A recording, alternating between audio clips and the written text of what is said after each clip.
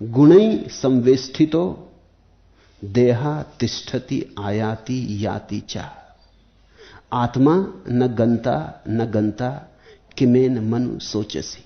गुणों से लिपटा हुआ शरीर आता और जाता। ऐसा समझो कि तुम एक घड़ा बाजार से खरीद कर आए, तो घड़े के भीतर आकाश है, घटाकाश, थोड़ा सा आकाश घड़े के भीतर है।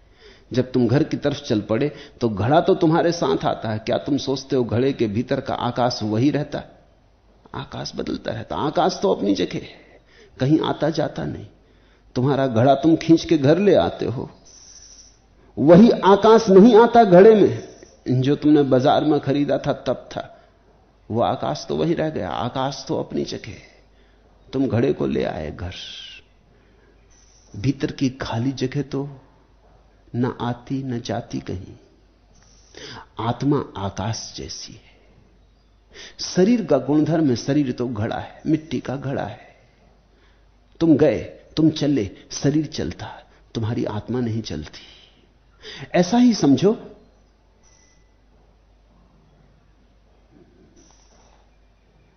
मुल्ला नसरुद्दीन एक ट्रेन में सवार था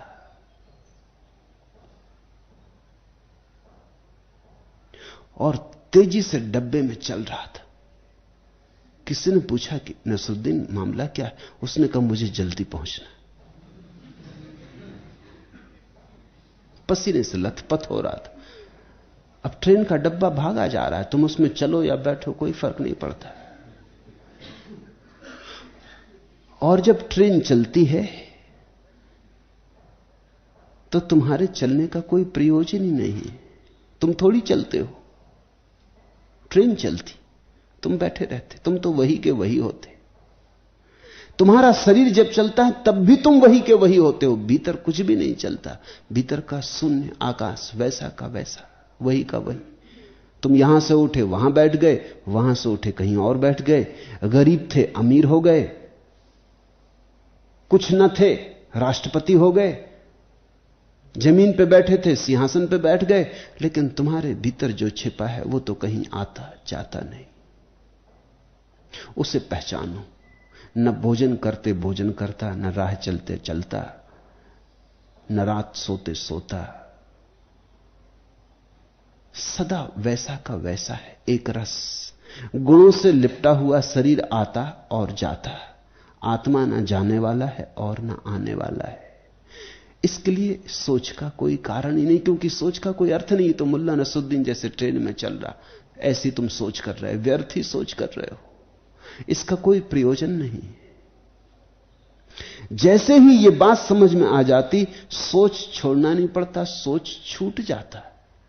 अगर मुल्ला को यह बात समझ में आ जाए कि तेरे चलने से कुछ अर्थ नहीं होता, ट्रेन चल रही उतना ही चलना हो रहा है, तू नाहक अलग से चलने की कोशिश कर रहा है, इससे कुछ जल्दी नहीं पहुंच जाएगा, तो मुल्ला बैठ जाएगा। समझ में आ जाए, बस बात समझ की है, कृत्य की नहीं है, सिर्फ बोध की है। गुणे संवेष्टिता देहा तिष्ठति।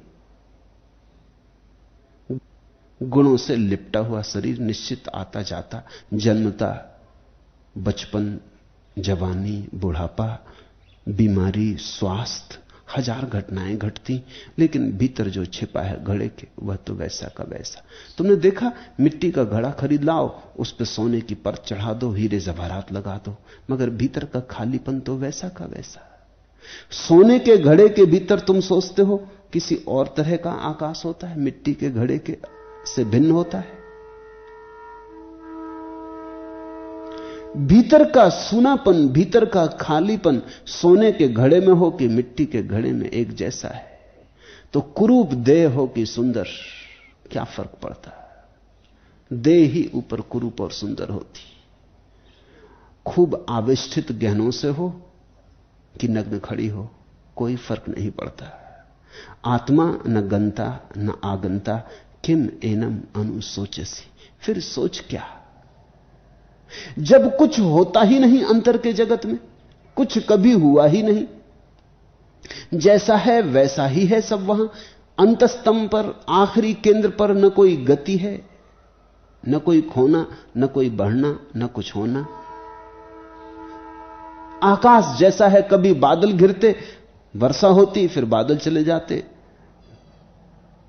कभी खुला आकाश होता, कभी मेघाच्छादित होता, रात आती अंधेरा हो जाता, दिन आता प्रकाश फैल जाता, लेकिन आकाश वैसा का वैसा।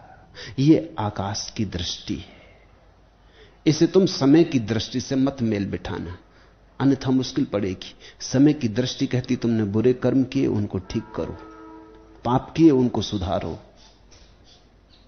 तुमने चोरी की दान करो, तुमने किसी को दुख दिया सेवा करो। समय की दृष्टि कहती है कर्म को बदलो, आकाश की दृष्टि कहती है साक्षी को पहचानो। कर्म का कुछ लेना देना नहीं, कर्म तो स्वप्नवत है। देह चाहे कल्प के अंत तक रहे, चाहे वह अभी चली जाए, तुम चैतन्य रूप वाले की कहां वृद्धि है कहां नाश है। क्वा वृद्धि क्वा चवा हानिस्तव चिन्ह मात्र रूपीणा। तुम तो चैतन्य मात्र हो, तुम्हारी कोई वृद्धि नहीं, कोई ह्रास नहीं।